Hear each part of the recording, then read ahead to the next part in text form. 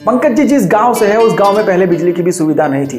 गांव में होने वाले नाटकों में लड़का और लड़की दोनों का किरदार निभाते थे। बचपन से एक्टिंग में बहुत शौक था, लेकिन मनोज वाजपेयी जी की सत्या फिल्म को देखने के बाद ये कंफर्म कर लिया था कि अब तो मैं एक्टर ही बनूंगा। पिताजी उनके पढ़ाना चाहते थे, लेकिन भाई ने पढ़ाई के साथ साथ थिएटर्स भी करना शुरू कर दिया था।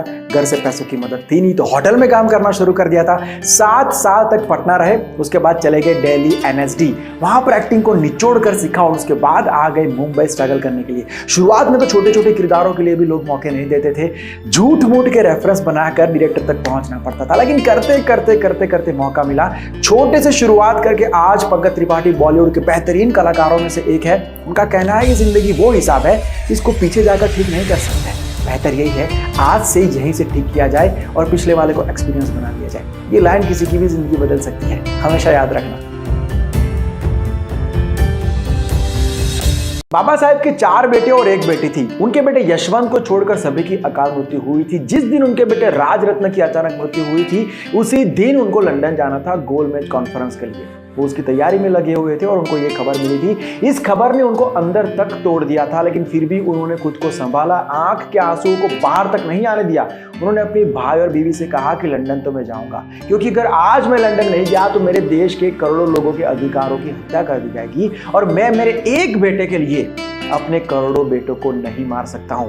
ऐसे हालातों में वो लंदन गए और वहां पर जाकर उन्होंने जो भाषण और तर्क दिए उससे ना सिर्फ अंग्रेज बल्कि पूरी दुनिया चौंक गई थी। हम सब की जिंदगी में कई बार ऐसे हालात आते हैं जब हमारे सामने 2 ऑप्शन होते हैं। पहला, जो हो गया है उसके ऊपर ध्यान दे, दूसरा जो होने वाला है उसके ऊपर ध्यान दे। दूसरा ऑप्शन बहुत ज्यादा तकलीफ देता है, लेकिन यकीन मानिए यही सही ऑप्शन होता है। एक बार अकबर ने तानसेन को कहा कि तुम्हारे जितना प्रतिभावान इस दुनिया में ना कोई है ना कभी होगा। तानसेन ने कहा कि नहीं, मेरे जो गुरुजी है हरिदास जी, उनके सामने मैं कुछ भी नहीं हूं। अकबर ने कहा कि तो फिर उनको मेरे सामने पेश किया जाए। तानसेन ने कहा कि वो नहीं आएंगे, आपको जाना पड़ेगा। दोनों निकल पड़े, लेकिन हरिदास जी का घर जब नजदीक था तो तानसेन ने कहा कि महाराज हम यहीं पर दूर खड़े रह के उनके गाने का इंतजार करेंगे, झाड़ियों में छुपकर। वो जब गाएंगे तब आप सुन लेना। महाराज ने कहा कि ये क्या बात हुई, जाओ उनको कहो कि महाराज खुद आए हैं। तानसेन ने कहा कि उनको कोई फर्क नहीं पड़ता आप कौन हो।